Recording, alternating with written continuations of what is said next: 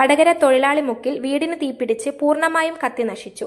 കുഴിപ്പറമ്പത്ത് ദീപുവിന്റെ വീടാണ് പൂർണ്ണമായും കത്തിനശിച്ചത്. ഇന്ന് ഉച്ചയ്ക്ക് 2:30ഓടെയാണ് സംഭവം.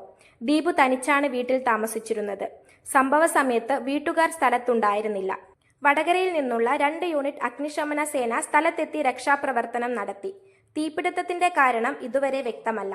സംഭവത്തിൽ ആളപായം. വടകര പോലീസ് സ്ഥലത്തെത്തി പരിശോധന നടത്തി. വില്യാപ്പള്ളി പഞ്ചായത്ത് പ്രസിഡന്റ് പി പ്രഭാകരൻ സംഭവ സ്ഥലത്തെത്തി സ്ഥിതിഗതികൾ വിലയിരുത്തുകയും ചെയ്തു. News bureau, media Vadakara.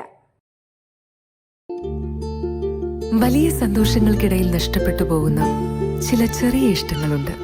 ബാല്യത്തിൽ എപ്പോഴോ എന്നോടൊപ്പം നടന്ന് എനിക്കൊപ്പം വളർന്ന ചില ഇഷ്ടങ്ങൾ. ആ ഇഷ്ടങ്ങൾ സ്വന്തമാക്കാൻ എന്നോടൊപ്പം എന്നും ഉണ്ടായിരുന്ന എന്റെ ഫാമിലി.